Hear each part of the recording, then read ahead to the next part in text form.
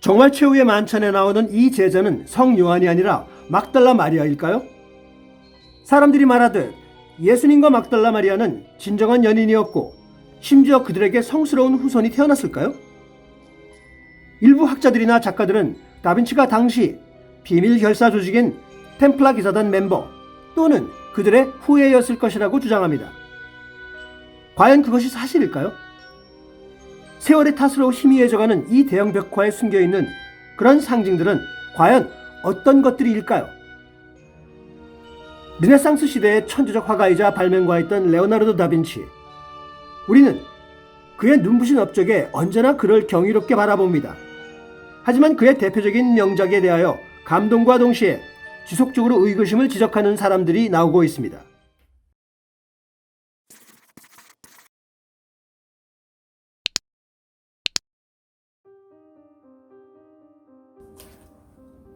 안녕하세요. 레차트의 대원쌤입니다. 오늘은 제가 이렇게 책을 한 권 들고 나왔습니다. 이 책은 미국의 유명한 작가 댄 브라운의 베스트셀러였던 다빈치 코드입니다. 아마 여러분들도 한 번씩은 읽어보시거나 아니면 영화로 접해보셨을 것 같은데요. 과연 이 다빈치 코드에 어떤 비밀들이 들어가 있는 것일까요?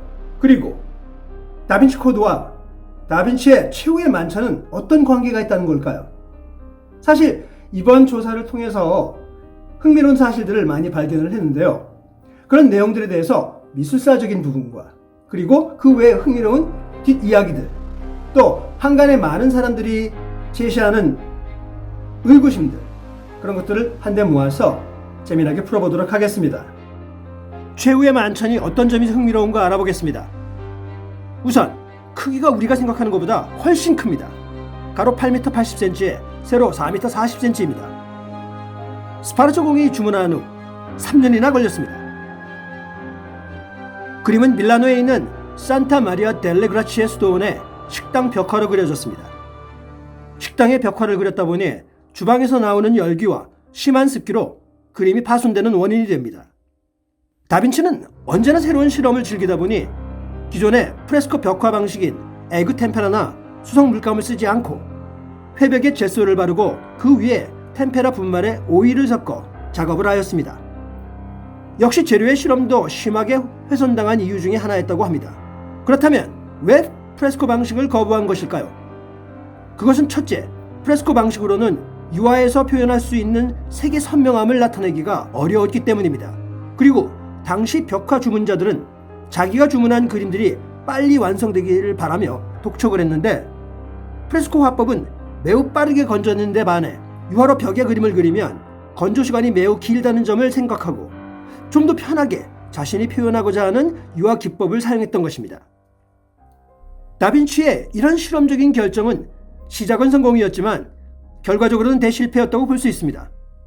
그 이유는 완성 후 50년이 채 안 되도록 눈에 띄게 만드는 이유 중 하나는 벽화가 그려지는 시점에서 보는 사람이 극적인 장면으로 바로 들어가도록 초대하는 느낌이 들기 때문입니다.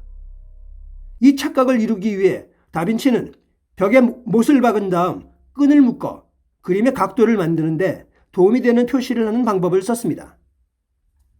여러분들 중에 이 그림이 1496년 최초 완성되었을 때와 다르다는 점을 아시는 분은 거의 없으실 겁니다.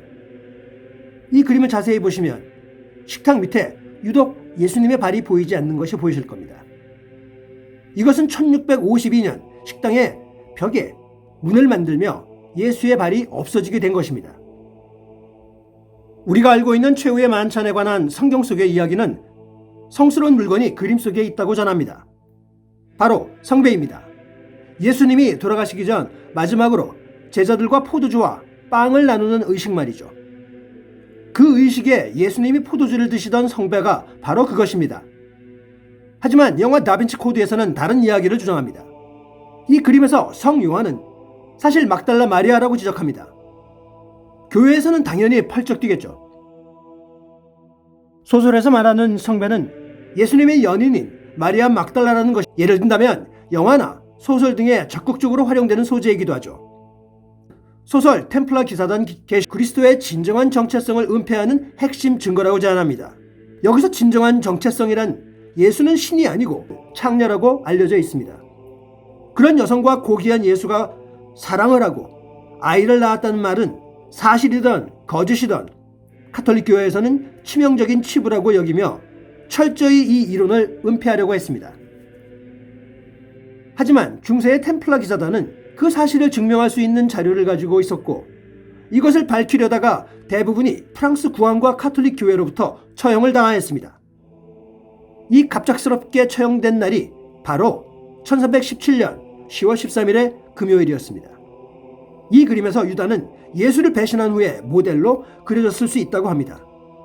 그 이유는 왼쪽에서 5번째에 그려진 유다를 다빈치는 그리기 위해서 많은 시간을 들여 진짜 흉악한 범죄자의 얼굴을 표현하기 위해서 밀라노의 감옥을 여러 차례 방문했다고 전해져 있습니다.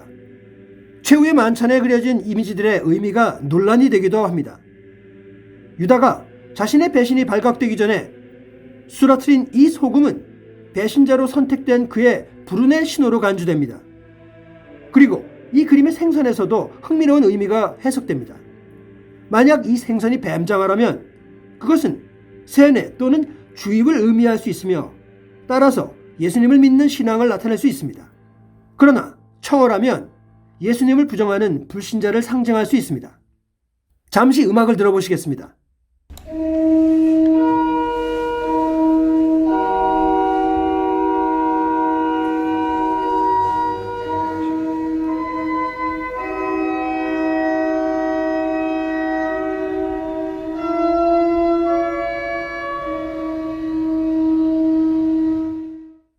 자, 어떤 기분이 드셨나요?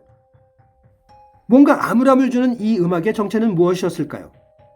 지금 들으신 음악은 지오반니 팔라라는 이탈리아의 음악가가 우연히 최후의 만찬에서 찾아낸 악보 코드를 연주한 것입니다. 정확히 말하면 일부 음악가들이 최후의 만찬에 다빈치가 남겨놓은 음악 코드가 보인다는 주장에서 비롯된 가설입니다. 그림의 특정한 사물들과 제자들의 손짓 등에서 마치 악보 같은 이미지가 보인다고 분석한 것입니다. 이 분석을 지오반니가 처음 연주했을 때는 도저히 음악같이 들리지 않았으나 악보의 코드를 반대 방향으로 연주하자 이런 음악이 나온 것이고 이 그림 자체가 성경에 나오는 예수와 12명의 제자의 마지막 만찬 장면을 그린 것으로 모든 등장인물 머리에 성인의 상징인 후광을 그렸습니다. 그런데 다빈치는 예수를 포함한 모든 등장인물의 후광을 없앴습니다.